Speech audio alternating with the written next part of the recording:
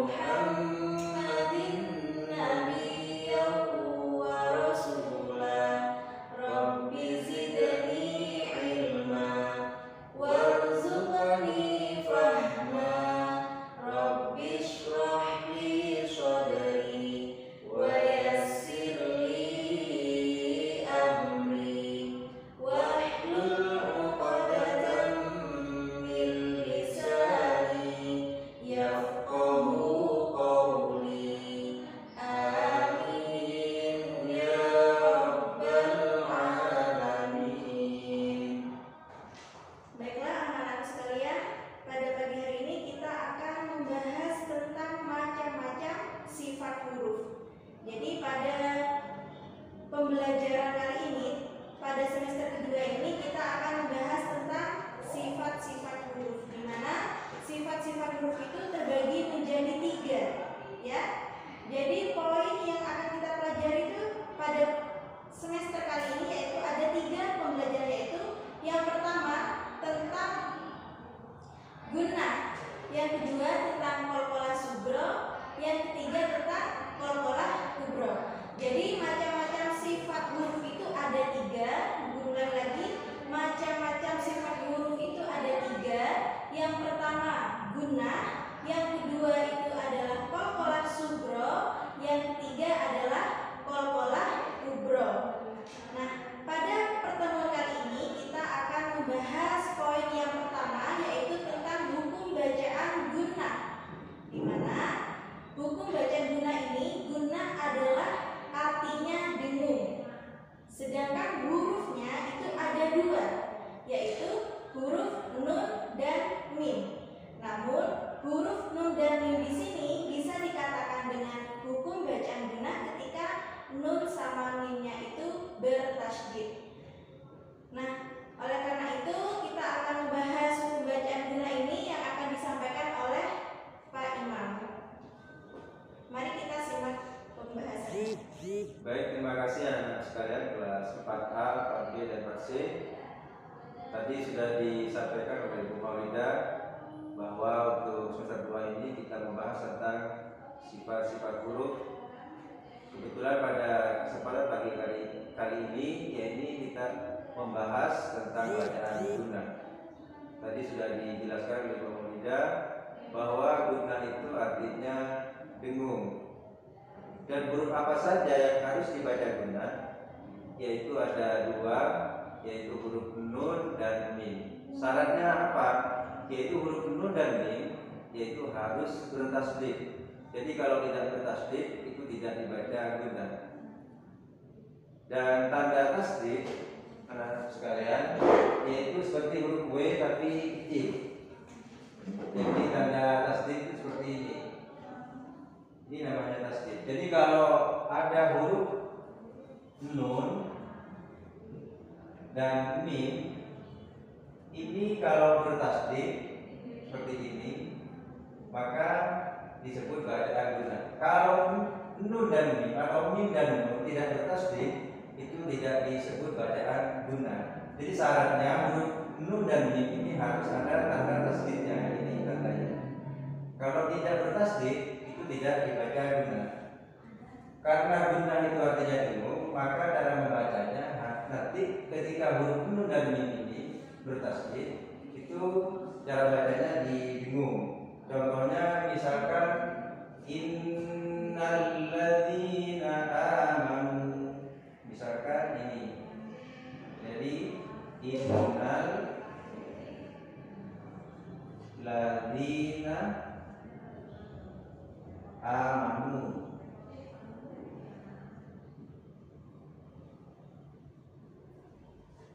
Ini yang disebut bacaan gunnah. Mengapa? Karena nunnya ada tanda tasydidnya. Jadi cara bacanya innalladzina amanu. Panjangnya berapa bacaan gunnah? Yaitu panjangnya 3 harokat atau 1,5 alif. Jadi panjangnya bacaan gunnah panjangnya yaitu 3 harokat. atau 1,5 alif. Jadi kalau ditanya oleh Bu Maulida maupun oleh Pak Imam, berapa panjangnya bacaan gunnah? Kalau pertanyaannya berapa harokat, maka jawabannya adalah 3 harokat. Kalau pertanyaannya berapa alif panjangnya bacaan gunnah, yaitu 1,5 alif. Ini panjangnya cara membaca bacaan gunnah. Jadi 3 ketukan ketika membaca bacaan gunnah ini. Contohnya, innalladzina amanu, innalladzina amanu. Jadi kalau diketuk 3 ketukan, innalladzina amanu. Ini contohnya yang bacaan gunnah. Seperti di sini, ladzina, maka tidak dibaca gunnah karena tidak ada tasdidnya. Jadi syaratnya huruf nun dan mim ini bertasdid. Tanda tasdid seperti apa? Seperti ini. Jadi seperti huruf W, di atasnya huruf nun maupun di atasnya huruf mim. Ini bacaan gunnah. Contohnya yang mim, misalkan summa,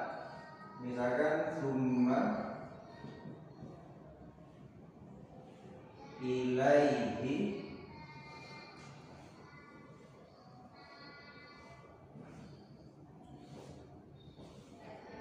ini, summa ilaihi turja'un,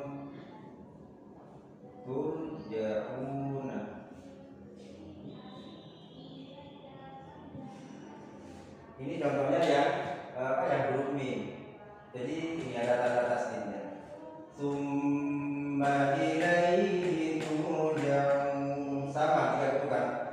Summa ilaihi turja'un.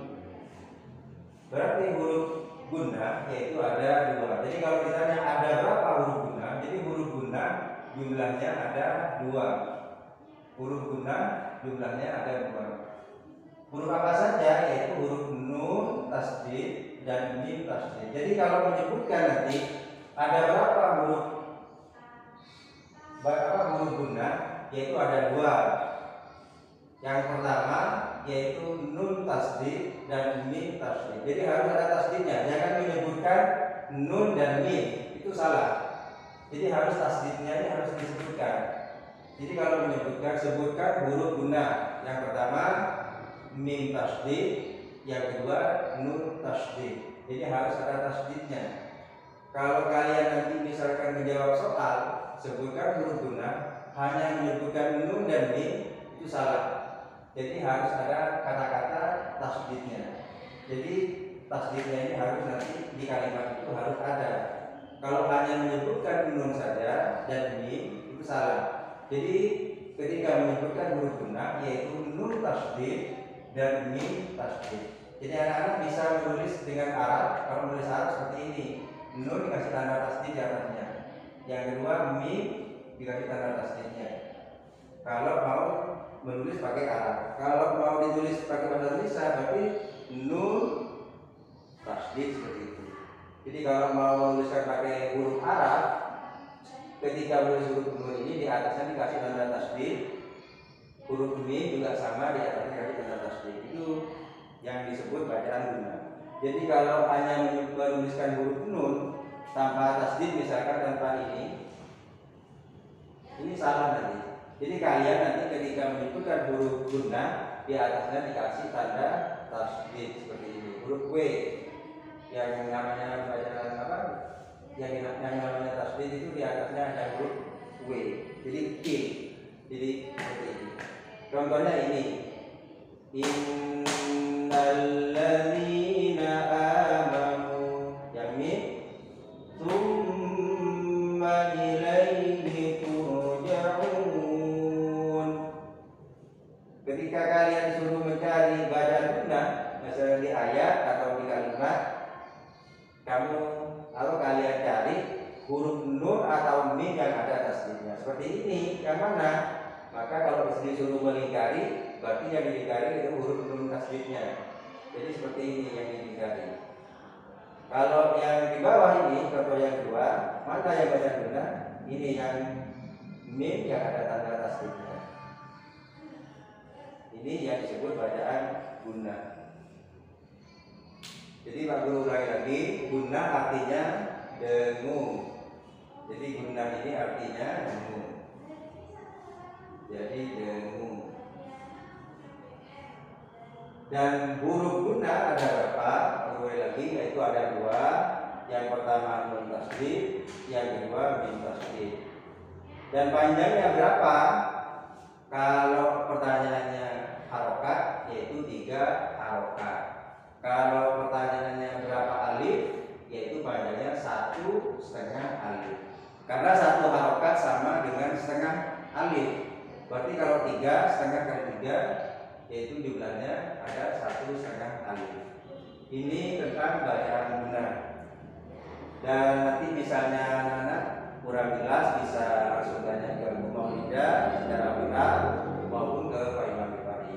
Dan mungkin nanti sewaktu-waktu bisa menggunakan Zoom, anak-anak nanti bisa tanya ketika Pak Guru memantapkan lagi tentang bacaan guna ini, dan anak-anak nanti bisa menanyakan ke Bu Guru, Bu Maulida maupun ke Pak Imam Bifari. Ini tentang penjelasan dari Pak Guru tentang bacaan guna. Mungkin itu, kalau Bu Maulida mau nambah atau menyampaikan